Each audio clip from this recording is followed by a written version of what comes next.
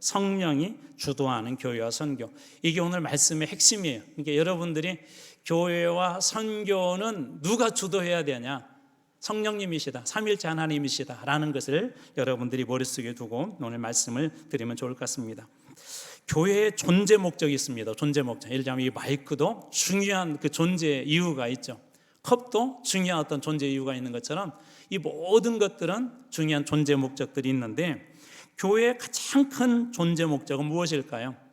교회가 처음 세워졌던 사도행전에 예루살렘 교회의 모습을 보면 하나님께서 왜 교회를 이 땅에 세워주셨는지를 우리는 추론해 볼 수 있고 결론에 다다를 수 있습니다.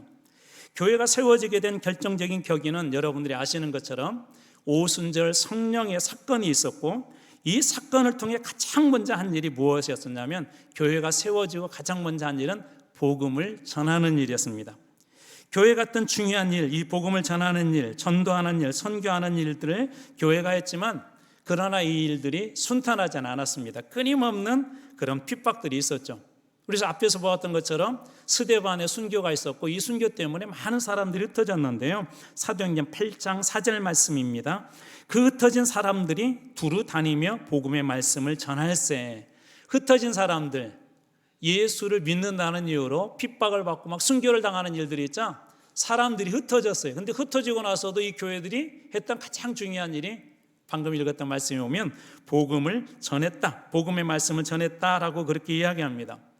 저희는 지난 시간에 그 베드로가 유대 그리스도인으로서 이 베드로가 말씀을 전하는 그 사역에 관한 이야기들을 나누었었는데, 율법에 의하면 이 유대인들은 이방인과 함께 해서는 안 됩니다. 그런데 이 복음 때문에 주의 명령을 따라서 이방인 고넬료에게 베드로는 갔고, 고넬료와 그 집안 사람들이 모두 성령을 받고 세례를 받는 놀라운 일들이 일어났습니다. 이상에서 보듯이 초대교회가 했던 가장 중요한 거, 빌립도 그렇고 흩어진 교회들도 그렇고 베드로도 그렇고 했던 가장 중요하게 생각한 것은 교회의 존재 목적은 선교였었고 복음을 전하는 일이었습니다. 그래서 저희가 사도행전을 시작하면서 가장 중요한 주제 하나를 이렇게 압축해서 우리가 미셔널 처치라고 했지만 선교적 교회를 우리 사도행전에서 한번 보자라는 그런 의미를 가지고 계속 보고 있는데요. 선교적 교회라는 게 그런 의미가 있어요. 교회의 존재 목적을 선교에 두는 것. 그러니까 교회의 존재의 가장 중요한 목적을 선교에 두는 게 그게 선교적 교회이고, 사도행전에서 말하고 있는 교회의 가장 중요한 기본적인 그 존재의 목적입니다. 그리고 이 선교를 선교하게 하는 것이에요. 이 선교를 선교되게 하는 것, 선교를 선교되게 하는 아주 중요한 역할을 한 분이 계시는데, 바로 그분이 삼위일체 하나님 중에 성령님입니다.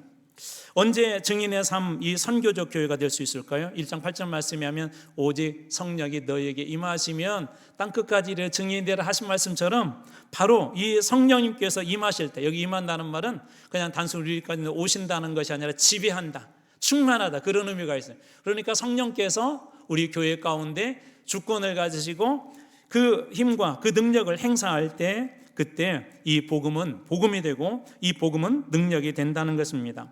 자, 그렇다면 왜 성령께서 임하여야 될까요? 선교는 사람의 힘으로 하는 것도 아니고 물질로 하는 것도 아닙니다. 우리 종종 선교하자 그러면 교회 안에서도 늘 고민하신 분들이, 우리 그만큼 예산이 없는데요, 돈이 없는데, 그렇게 생각하시는 분들이 계십니다. 물질로 하는 것이 아닙니다. 개인적인 어떤 생각으로 하는 것도 아니고, 선교는 성령께서 주도하는 것에 그냥 순종하면 그것이 선교입니다. 그래서 사도행전에 쭉 그 선교의 방향에 대해서 결정하시는 분을 보면 바로 성령의 주권과 성령의 주도하심들이 있음을 보게 되는데요.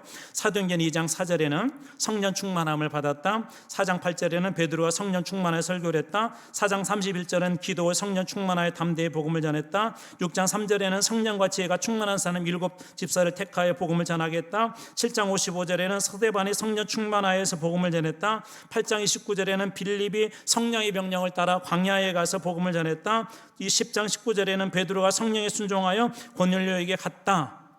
방금 제가 몇 가지 말씀만 여러분들에게 읽어드렸는데, 성령께서 이 사도행전의 모든 선교를 주관하고 계심을 우리는 보았습니다. 그리고 이 초대교회 지도자들은 이 성령에 순종하여서 이 선교에 동참하게 되죠. 즉 선교적 교회란 선교를 교회의 본질로 삼고 선교를 주관하시는 분을 삼위일체 하나님께 두는 것, 우리가 아니라 하나님께 그 주권을 맡겨드리는 것, 바로 그것이 선교적 교회입니다.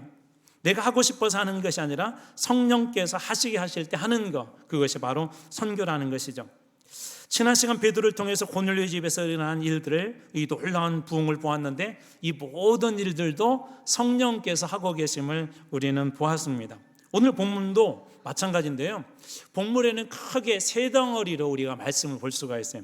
그래서 1절에서 18절까지는 예루살렘 교회에 가서 이 고넬료의 집 사건에, 집에서 일어난 그 사건을 보고한 베드로의 그 보고가 있고, 19절에서 26절 말씀에는 이제 안디옥 교회에 들려온 그런 소식, 그리고 그 소식을 통해 바나바를 파송했다라고 하는 이야기가 두 번째 등장하고요. 마지막 세 번째로는 27절에서 37절인데 예루살렘이 흉년이 들었대. 예루살렘과 유대 흉년이 들었을 때 안디옥 교회가 소위 구제 헌금을 모아서 이 바나바와 사울 편에 예루살렘으로 보냈다라는 게 오늘 본문의 큰 세 덩어리의 이야기입니다. 이 모든 일들도 바로 성령의 주도하심으로 일어나고 있음을 보게 되는데요, 이 베드로의 설교에서도 그와 같은 내용들을 봅니다. 자, 예를 들어서 12절 말씀 보면 베드로가 이렇게, 성령이 내게 명하사 아무 의심하지 말고 함께 가라 해서 갔다, 그렇게 이야기하고, 15절에 보면 내가 이 말을 시작할 때 성령이 그들에게 임했다라고 그렇게 이야기하고요. 또 24절에 보면 바나바를 보낼 때 바나바가 어떤 사람이라고 이야기하냐면 바나바는 착한 사람이요 성령과 믿음이 충만한 사람이다. 그러니까 이 모든 것들은 무엇하고 관련이 있는 거예요? 성령하고 관련이 있었죠. 고넬료의 집에 가서 복음을 전할 때도 성령과 관련이 있었고, 바나바를 파송할 때도 마찬가지였었고, 그리고 베드로는 고넬료의 집에 가서 그냥 말씀을 전하라 해서 전했을 뿐인데 그 가운데 주도적으로 그들의 마음을 변화시키고 임한 분도 바로 성령님이셨습니다. 다시 말해서 이 선교, 이 복음, 이 모든 걸 주도하시는 분이 바로 성령님이시라는 것이죠. 그렇다면 이 성령의 주도하심, 성령의 주권을 무시하면 이 선교에서는 어떤 일들이 일어날까요? 고넬료의 집안에서 부흥회는 철저히 성령의 주도로 이루어졌다고 했는데요, 그때 당시의 일을 베드로는 오늘 12절에서 이렇게 보고합니다. 제가 말씀 읽어드리겠습니다. 성령이 내게 명하사, 성령께서 베드로에게 명령하셨대요. 아무 의심 말고 함께 가라 하심에 이 6 형제도 나와 함께 가서 그 사람 고넬료의 집에 들어갔다라고 그렇게 이야기합니다. 자, 고넬료의 집에 간 게 베드로가 자기가 내가 고넬료라는 사람 보니까 하나님 잘 믿는 것 같아, 가서 그 집 가서 집회를 해야 되겠어, 그렇게 한 것이 아니라 성령께서 명령해 주셨다라고 그렇게 이야기합니다. 복음을 또 이 전할 당시 15절에도 보면 성령께서 강권적으로 그 집에 역사하였다고 베드로는 보고하고 있죠. 이런 상황을 당시 베드로와 함께 있었던 고넬료 집에 있었던 사람들은 이때 상황을 이렇게 보고를 해요. 10장 45절입니다. 베드로와 함께 온 할례 받은 신자들이 이방인들도 성령 부어주심으로 말미암아 놀랐다. 베드로와 함께 온 사람들이 그때 이제 할례 받은 유대인들이었는데요, 고넬료의 집에 가서 베드로가 집회하는 것도 의아했지만 이방인들이 성령을 받게 되자 이게 놀랍게 여겼어요. 왜 그러냐면 이들이 생각하는 그 하나님은 이방인들에게 임하는 하나님이 아니셨거든요. 이방인들이 어떻게 성령을 받지? 이들이 생각한 하나님은 그들의 하나님이었어요. 그런데 그들 눈앞에 일어난 일들을 이들은 부인할 수 없었습니다. 그래서 심지어 예루살렘 교회에서는 이런 일도 있어요. 예루살렘께 그 소문이 들려졌을 때 오늘 본문의 11장 2절에 보면 이 사실을 직접 보지 않는 사람들은 이렇게 이야기했대요. 11장 2절, 베드로가 예루살렘에 올라갔을 때, 이제 보고하러 올라갔을 때 할례자들이 비난하였다. 할례 받은 자들, 소위 정통 유대인들이 베드로를 비난했대요. 이 비난이라는 말이 재밌는 말인데요, 디아크리노라고 하거든요. 헬라어로 뜻이 다양해. 구별하다, 판단하다, 분별하다, 결정을 내리다, 의심하다, 흔들리다, 주저하다. 흔들리다, 주저하다, 이게 수동형으로 쓰이게 되면 이 비난한다는 말 어떤 의미가 있냐면 누군가를 흔든다, 누군가로 하여금 주저하게 한다. 누군가로 하여금 그것에 대해서 제대로 힘을 쓰지 못하도록 한다. 그런 의미가 비난 속에 들어있어요. 그러니까 상대를 의심하고 흔들려는 그런 의도가 바로 이 2절 말씀, 이 할례자들에게 있었던 것이죠. 예수님께서는 이 베드로를 통해서 고넬료 집에 분명 보냈고, 그 집에 이방인들도 하나님을 믿는다는 놀라운 것들을 직접 경험을 하고, 하나님께서는 그들만의 하나님이 아니라 이방인들도 구원하시길 원한다는 것을 하나님이 보여주셨는데, 정작 예루살렘에 있는 할례받은 그리스도인들은 오히려 이 베드로와 그들을 갖다가 비난합니다. 베드로의 사역을 흔들려는 목적이 그 속에 들어있었던 것이죠. 어떻게 보면은 그들의 생각에서는, 그들이 가지고 있는 사상에서는 맞는 이야기였었지만, 베드로의 사역을 못마땅하게 생각하는 게 사실은 외적인 이유가 있었어요. 왜 그러냐면 그들이 가지고 있는 생각은 앞에서 설명드린 것처럼, 우리가 예수를 믿어서 복음을 받아들여서 예수를 믿었지만, 우리 예전에 유대인이었던 것처럼 그리스도인이 될 수 있는 것도 유대인들만 될 수 있어. 자기들만의 특권으로 여겼거든요. 그래서 자기들만이 예수를 믿고 자기들만이 구원을 받아야 되는데, 이방인들이 그렇게 받았는데 그 일을 지금 누가 한 거예요? 베드로가 한 것이죠. 그래서 이 베드로를 어떻게 보면 외적인 이유로 보자면 베드로의 사역을 못마땅하게 생각하여서 그렇게 공격한 거예요. 가장 외적인 이유가 뭐였었죠? 3절에 보면 이르되 내가 무할례자 집에 들어가 함께 먹었다 하니. 중요한 핵심이 뭐죠? 중요한 핵심은 복음을 듣고 이방인들도 변화되었다는 것인데, 복음이 이방인들에게도 능력 있게 나타났다는 것인데, 이 할례받은 자들이 지금 비난하는 이유는 뭐예요? 이방인들과 함께했다는 그 부차적인 문제를 가지고 지금 베드로를 비난하고, 베드로의 이 복음의 사역을 갖다가 주저앉히고 베드로를 하여금 주저하게 만들어 버린 것이죠. 할례받은 기독교인들이 베드로를 비난하는 이유는 단순히 무할례자의 집에 들어가서 함께했다는 사실, 유대인들이 가지고 있었던 계명에 어긋났다는 사실, 그들이 가지고 있었던 그때 당시의 사상과 종교적인 그런 관념에 어긋났다는 것 때문에 이 베드로를 비난했던 것이죠. 하나님은 유대인의 하나님이고 구원은 유대인에게만 있다고 그들이 생각했습니다. 그러니 이방인과 어울리려 하지도 않고, 그들은 부정한 사람이었기 때문에 어울려서도 안 되는 그런 사람이었습니다. 그들의 이런 생각과 그런 사상들이 있었죠. 근데 문제는 뭐예요? 그것이 복음을 가로막고 있다는 거예요. 올바른 것처럼 보이고, 그때 당시에 그들이 가지고 있는 사상으로 옳게 보이지만, 그들이 가지고 있는 관습으로 옳게 보이지만, 그런 것들이 오히려 이 복음을 가로막고 있었습니다. 성령의 주권과 주관하심에 순종하지 않고 무시하게 되면 종종 우리도 이 복음을 가로막는 역할을 할 수 있음을 잘 보여주는 그림입니다. 이들 또한 복음을 만난 사람이었지만 그들이 가지고 있는 복음은 좀 편협했어요. 유대인의 복음으로, 유대인의 예수님으로 그들은 축소해 버렸던 것이죠.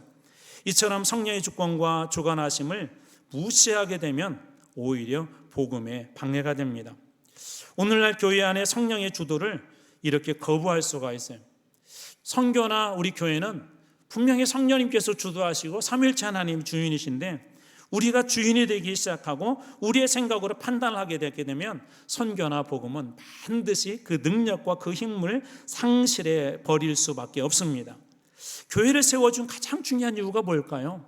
병원을 세워준 이유가 무엇이죠? 그 병원을 통하여서 사람의 생명을 살리고 회복시켜 주는 것 아닙니까? 왜 교회를 세우셨을까요? 하나님께서는 교회를 이 땅에 영적인 병원으로 하나님께서 세워주신 거예요. 이 교회를 통하여서 구원받지 못했던 영혼들이 구원을 받고, 이 교회를 통하여서 하나님을 알지 못했던 사람들이 하나님을 알고, 이 교회를 통하여서 하나님의 복음이 점차적으로 저 땅끝까지 전해지도록 세워주신 것이 교회인데, 정작 교회 안에서 그런 것들을 가로막을 수 있음을 오늘 일부의 유대인의 모습에서 우리가 보고 있는 것입니다. 다시 말씀드립니다. 죽어가는 사람을 여러분 살리는 게 먼저일까요? 좋은 아파트를 사는 게 먼저일까요? 지난주에 설명드린 것처럼 여러분 어떤 것이 더 중요하죠? 좋은 아파트 사는 것보다 여러분 가족을 살리는 일이 먼저 아니에요? 30년 동안 계획했으니까 아파트를 사야 돼 하고 가족을 죽도록 버려두는 사람은 없을 것입니다. 죽어가는 자식을 살리는 것이 먼저입니까? 아니면 자신을 위해서 명품을 살려고 오랜 동안 저축했던 그것으로 명품을 사는 것이 먼저일까요? 당연히 죽어가는 자식을 살리는 것이 먼저이겠죠. 교회도 마찬가지입니다. 어떤 것도 영혼을 살리는 일만큼 가장 큰 일은 없습니다. 어떤 것도 한 사람의 그 생명을 살리는 것보다 가장 위대한 일은 없습니다. 예수님께서 십자가에 달려 죽으신 이유가 무엇이죠? 어떤 분이 그런 얘기 하시더라고요. 이 세상에 단 한 명밖에 없었더라도 예수님은 십자가에서 그 생명을 살리기 위해서 당신의 목숨과 모든 것을 다 내어주셨을 것이라고. 예수님께서 한 사람밖에 없다 할지라도 그 사람을 살리기 위해서 십자가에 매달려서 그리고 그렇게 구원해 주셔서 모인 사람들이 교회라면 오늘 교회가 해야 될 일은 무엇일까요? 오늘 교회가 해야 될 일은 당연히 영혼을 살리는 일 아닐까요? 사도 바울은 이 복음 외에 다른 것에 집중하는 것을 이 정도로 강하게 비판합니다. 갈라디아서 1장 8절입니다. 그러나 우리나 혹은 하늘로부터 온 천사라도 우리가 너희에게 전한 복음 외에 다른 복음을 전하면 저주를 받을지어다. 복음 외에 다른 복음을 전하면 저주를 받을지어다. 다른 얘기로 한번 이야기해 볼까요? 교회는 복음으로 채워야 되고 복음으로 흘려보내는 것이 교회가 돼야 된다는 거예요. 복음이 자랑이 돼야 된다는 거예요. 그런데 여러분 무엇이 자랑이 되세요? 저는 저희 교회가 어느 교회냐고 이렇게 저한테 여쭤보면 사람들에게 내 광주에 있는 그 비엔날레 옆에 있는 고속도로 옆에 있는 한마음교회 그러면 많은 분들이 지나가다 보았어요. 그런 말씀하세요. 그 다음에 하시는 말씀이 교회가 너무 아름답대요 그러시더라고요. 여러분 이게 복음입니까? 이거 우리 자랑은 될 수도 있죠. 조금 사람들에게 우리 교회 아름다운 자랑은 될 수 있지만 이 자랑을 가지고 구원하는 건 아니잖아요. 또 어느 교회는 예산이 풍부할 수도 있어요. 그 예산 가지고 하고 싶은 거 다 할 수도 있어요. 그러나 그것이 복음은 아니잖아요.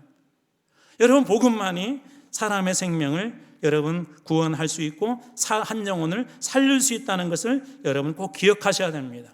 그래서 우리가 해야 될 게 중요한 것이 있어요. 성령에 민감한 거예요. 성령의 그 주권과 주관하심에 민감하게 반응하고 순종해야 할 때 그때 이 복음의 주도권을 성령님께서 가져가게 되고 이 교회는 그때 선교적 교회가 되는 것입니다.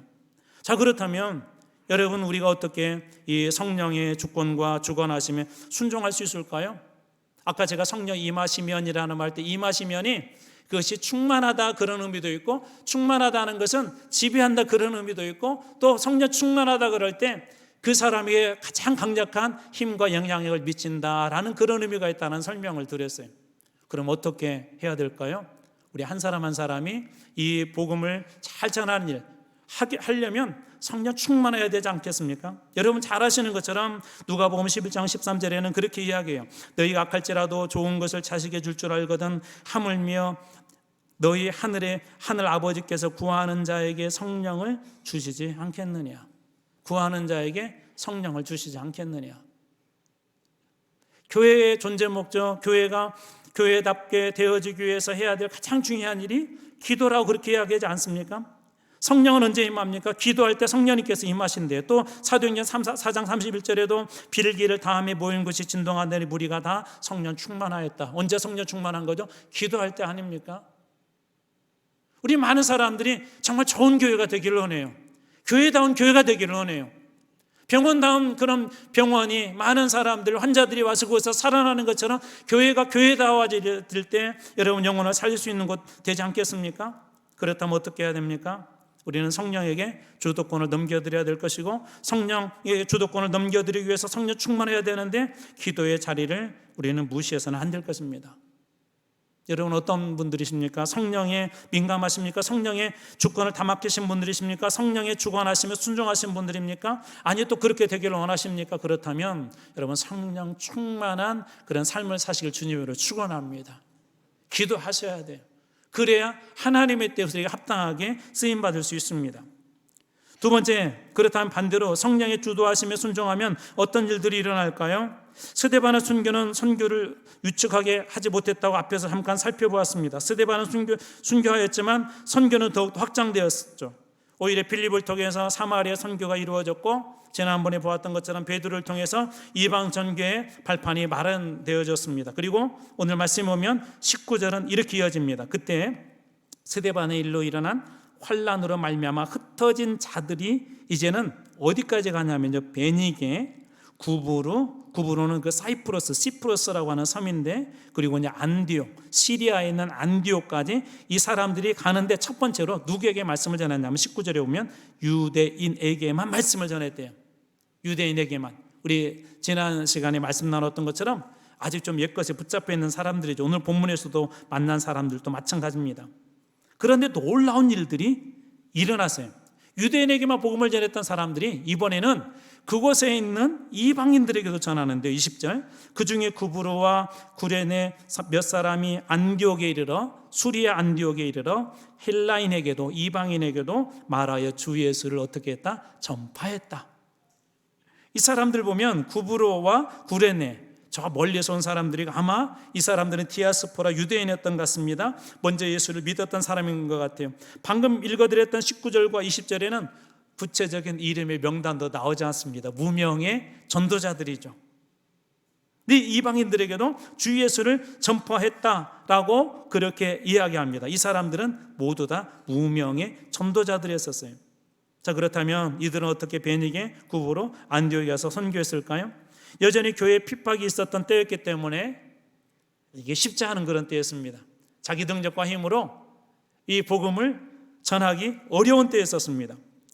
여러분 잘 아시는 것처럼, 그런데 사도행전의 선교는 항상 성령께서 주도하셨어요. 이 사람들의 선교도 성령께서 주도하심을 알 수가 있는 중요한 말씀이 있습니다. 바로 21절입니다. 21절, 주의 손이 그들과 함께 하시매, 아까 무명의 그 전도자들, 무명의 선교사들이죠. 주의 손이 그들과 함께 하시며 수많은 사람이 믿고 복음을 듣고 그리고 주께 돌아오더라 라고 이렇게 되어 있는데요.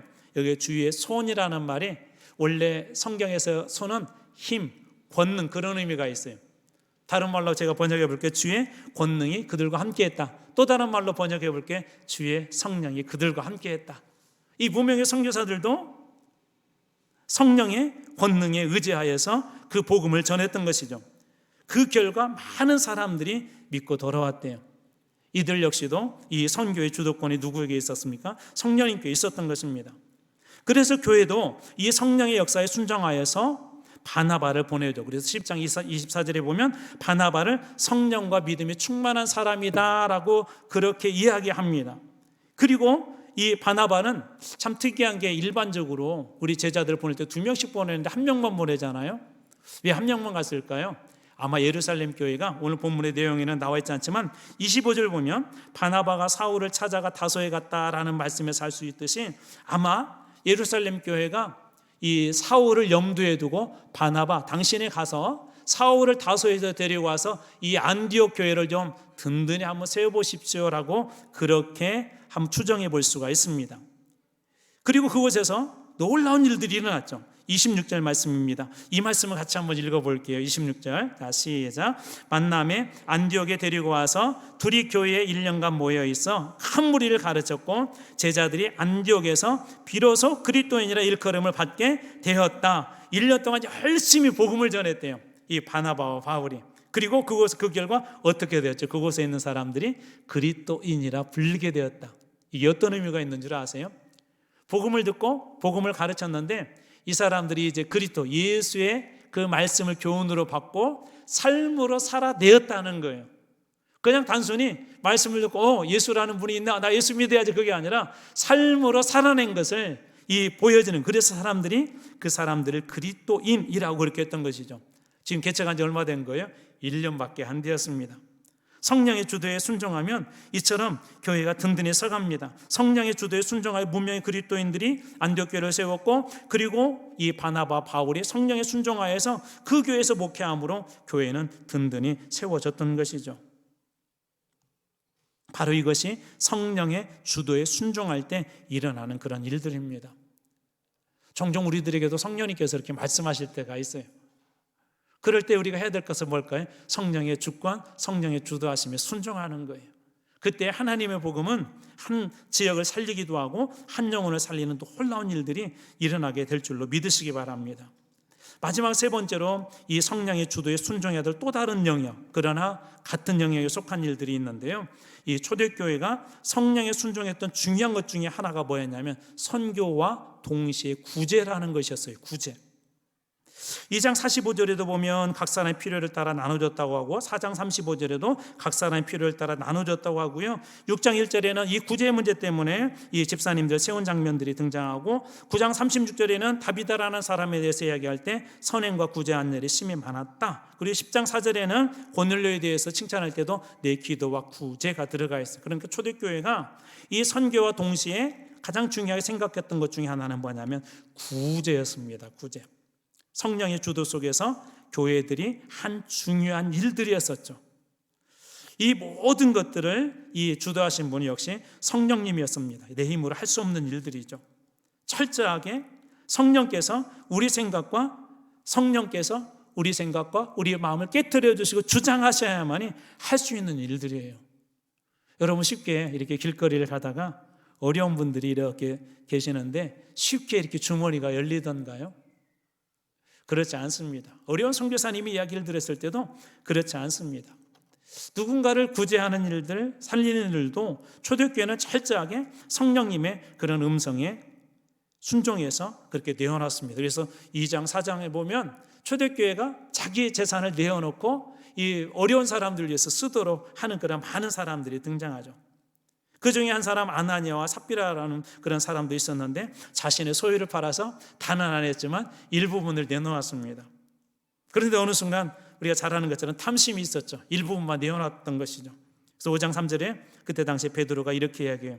베드로가 이르되 아나니아여 어찌하여 사탄이 네 마음속에 가득하여 내가 성령을 속였느냐.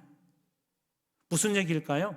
아마 그는 어떻게 보면 처음에 사람들이 그렇게 하니까 본인도 어떻게 보면 나도 이렇게 해야 그래도 교회 안에서 이 정도 역할을 하지 않을까 하고 그도 모든 재산을 다 내어내오고 했던 것 같습니다.